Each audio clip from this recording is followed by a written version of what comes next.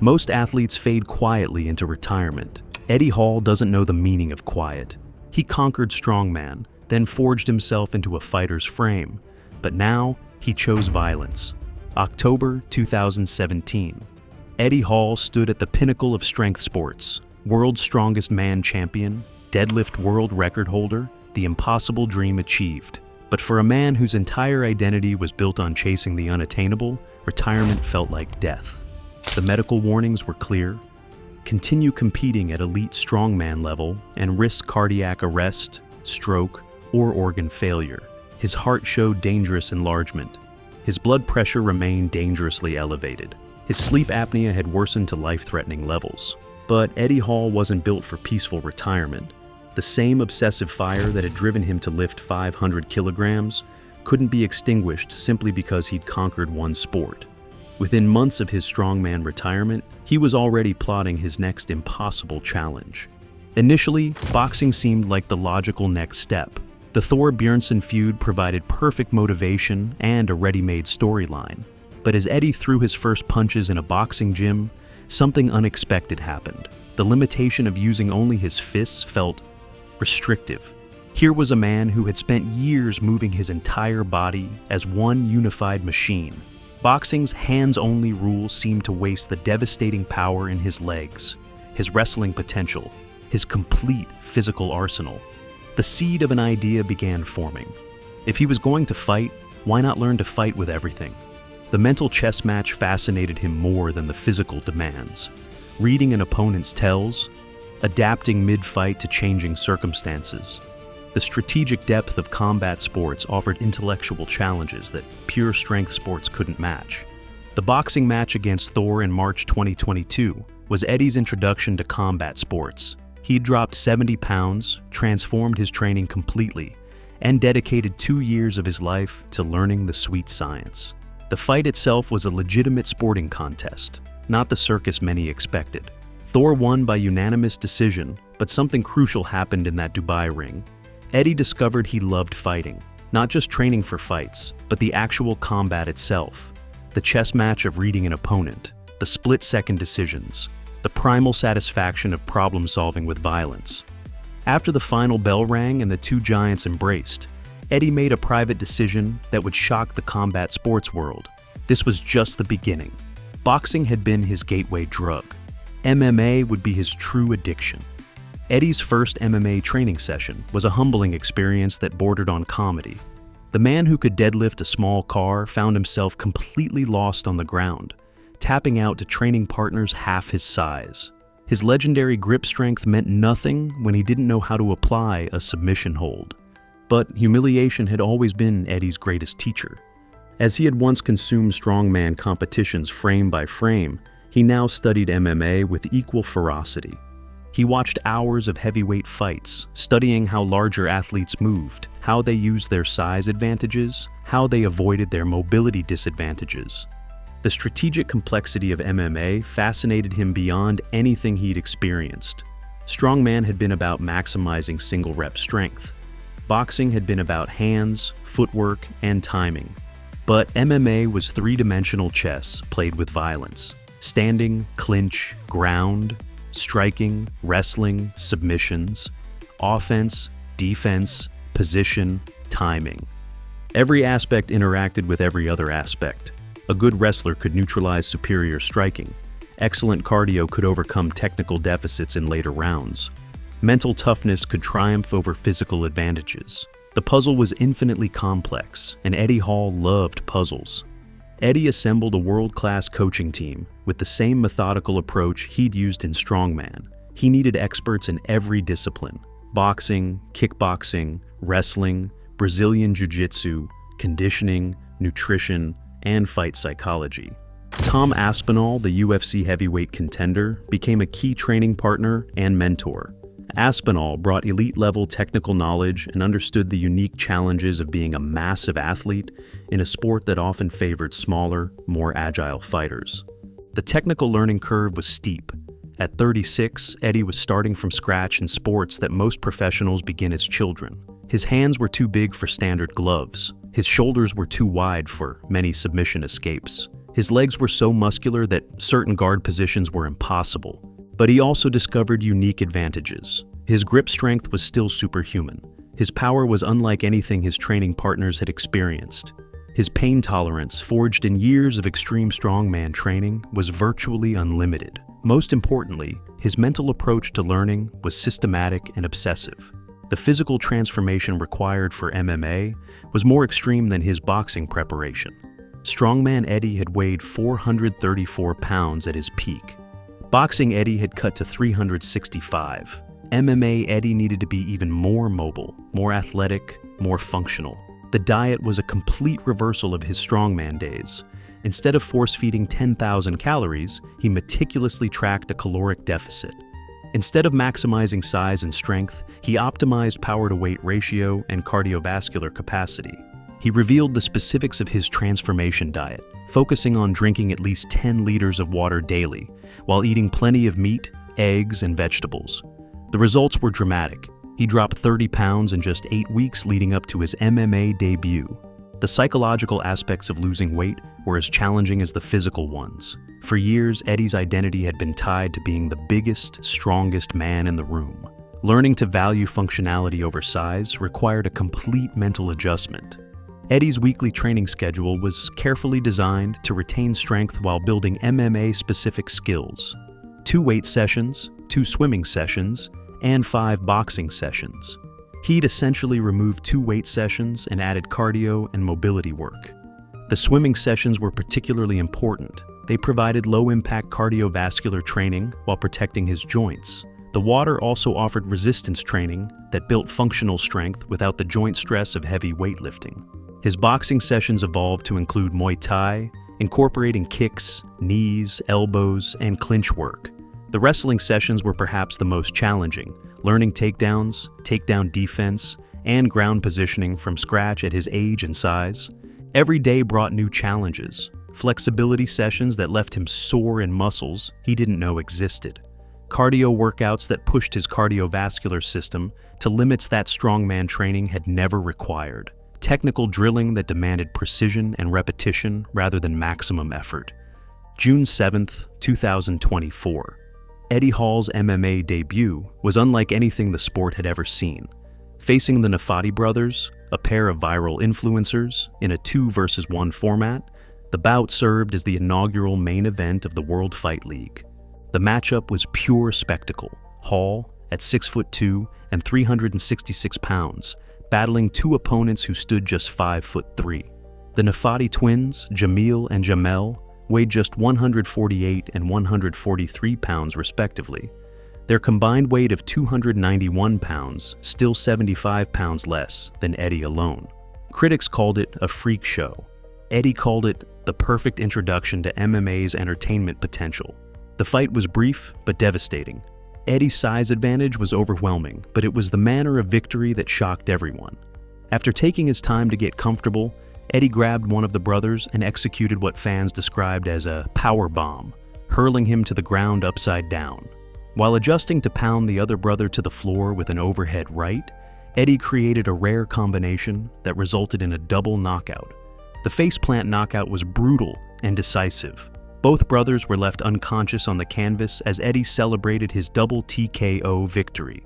Social media exploded with reactions, with some fans questioning who let this happen, while others called it attempted murder in the cage. The MMA community's reaction was mixed. Purists criticized the spectacle nature of the contest. Others argued that Eddie was bringing mainstream attention to the sport. Social media exploded with debate about whether such matchups belonged in professional MMA. But Eddie had achieved his primary goal. He'd stepped into an MMA cage and emerged victorious. More importantly, he'd proven to himself that his body could handle the demands of actual combat after years of medical warnings about the risks of extreme physical stress. The experience also revealed areas where his game needed serious work. His cardio, while much improved from his strongman days, was still a limiting factor. His ground game remained rudimentary. His striking, while powerful, lacked the refinement of trained fighters. In post-fight interviews, Eddie was characteristically honest about his performance. He knew the fight was more entertainment than sport. but it had served its purpose as a learning experience. He'd felt the unique pressure of MMA competition, different from strongman, different from boxing. The real test, he knew, would come against a legitimate opponent with actual fighting credentials. The announcement sent shockwaves through both the strongman and MMA worlds. Eddie Hall would face Mariusz Pudzianowski at KSW 105 on April 26, 2025, at the Pre-Zero Arena in Gliwice, Poland. Two strongman legends, combining for 6 World's Strongest Man titles, would settle their differences in an MMA cage. Pudzianowski brought a different challenge than the Nafati brothers. The Polish legend had actual MMA experience, with multiple fights in KSW. He understood cage positioning, ground control, and the psychological warfare of elite-level competition. More importantly, Pudzianowski represented everything Eddie was trying to prove he'd move beyond.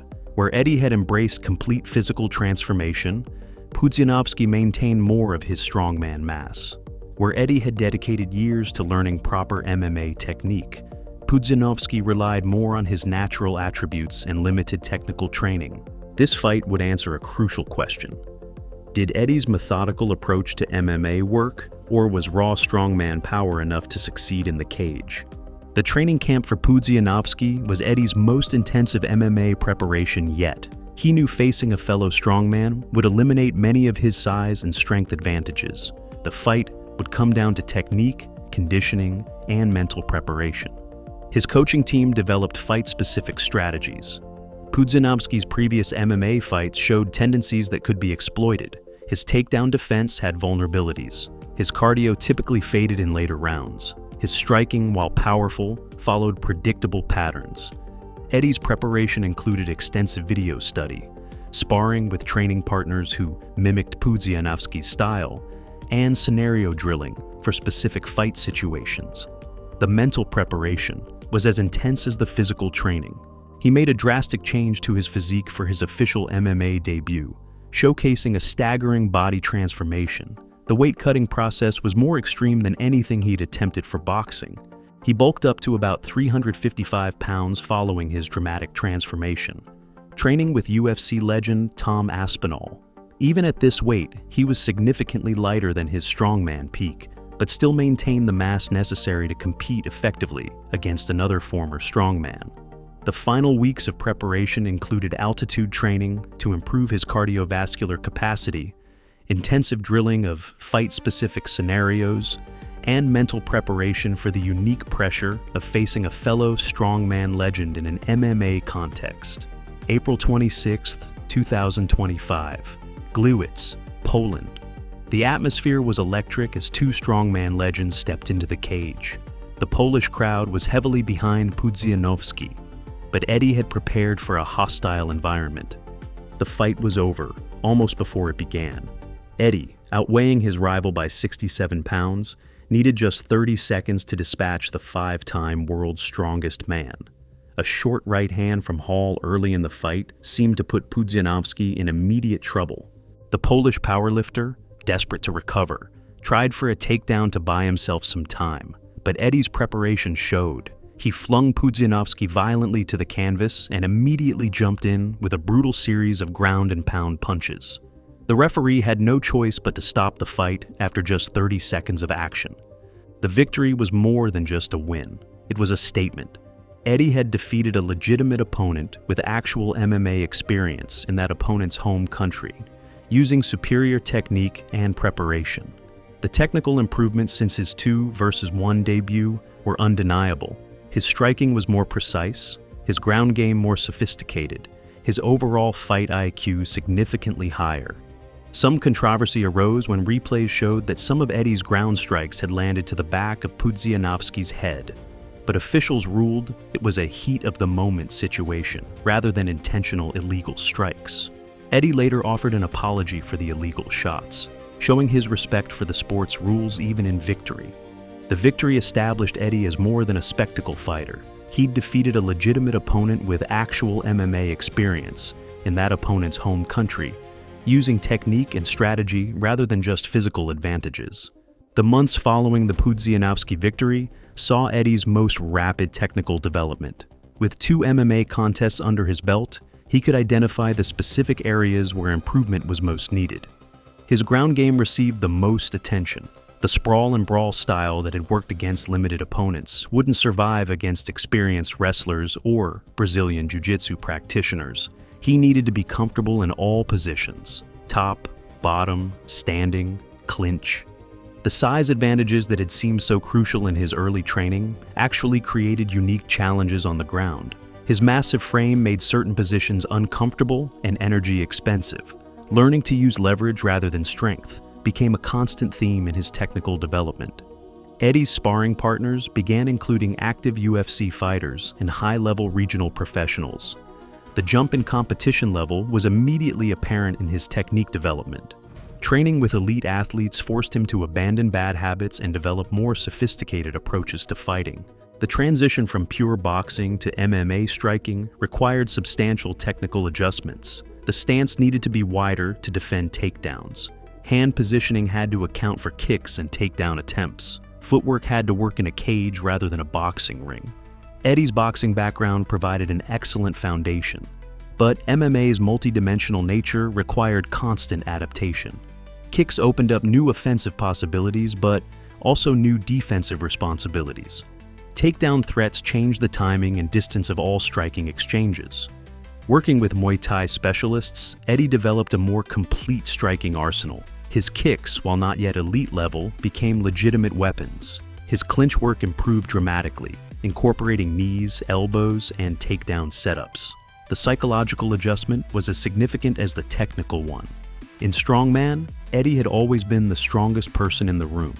In MMA training, he was often the least experienced fighter in the room, despite his fame and accomplishments. Cardiovascular conditioning remained Eddie's greatest physical challenge. His strongman background had built immense power and strength, but limited endurance capacity. MMA's demands for sustained output over multiple rounds required a complete cardiovascular overhaul. Hall underwent a dramatic body transformation, shedding more than 5 stone since retiring from strongman competition. The weight loss was crucial for improving his cardio, but it had to be managed carefully to maintain his power and strength advantages. High-intensity interval training became central to his conditioning program. The work-to-rest ratios mimicked MMA's demands: explosive output followed by brief recovery periods. Swimming provided low-impact cardio that protected his joints while building fight-specific endurance. The cardio improvements were dramatic, but came at a cost. The constant caloric restriction and intensive training took a toll on his energy levels and recovery capacity. Managing the balance between peak conditioning and maintaining strength became a daily challenge. Eddie's MMA journey became content gold across all platforms. His YouTube channel documented every aspect of his transition from strongman to fighter. Training videos, technique breakdowns, weight cut documentation. Everything became content for his millions of followers. The transparency was unprecedented for an athlete making such a dramatic career transition. Fans could watch him struggle with basic techniques, see his frustrations during difficult training sessions, and witness the gradual improvement over months and years. This documentation served multiple purposes.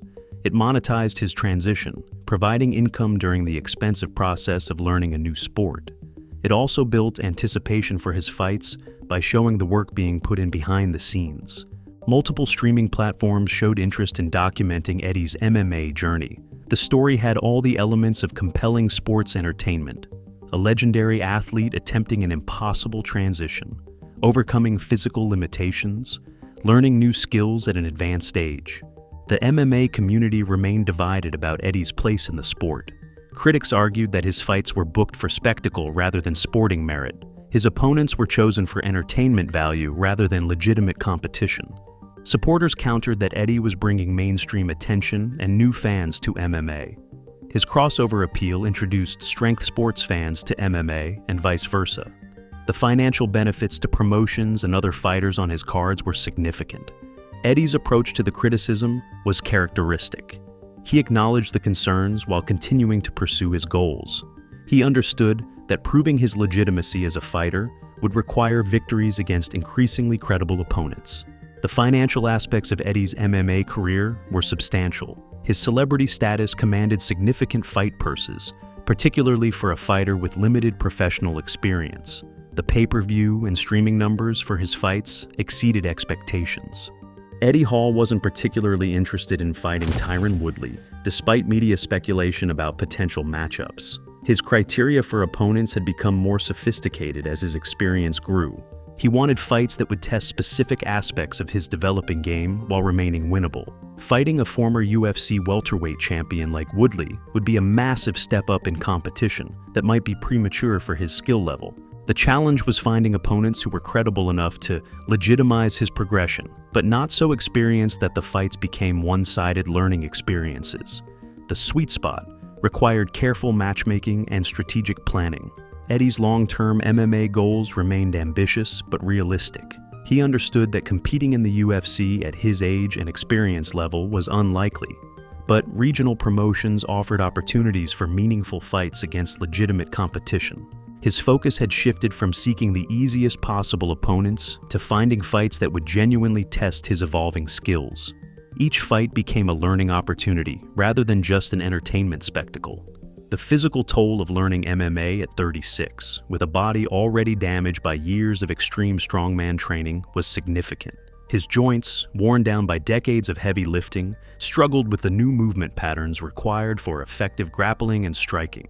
Recovery became as important as training. Ice baths, massage therapy, physical therapy, and careful load management were necessary to keep his body functional between training sessions. The accumulated damage from his strongman career created limitations that had to be worked around rather than through. Medical monitoring remained constant. His cardiovascular system, already stressed by years of extreme training, required ongoing evaluation as he pushed into new performance territories. The doctors who had warned him about continuing strongman competition now monitored his transition to an equally demanding sport. The nutritional transition from strongman to MMA fighter was as dramatic as any aspect of his career change.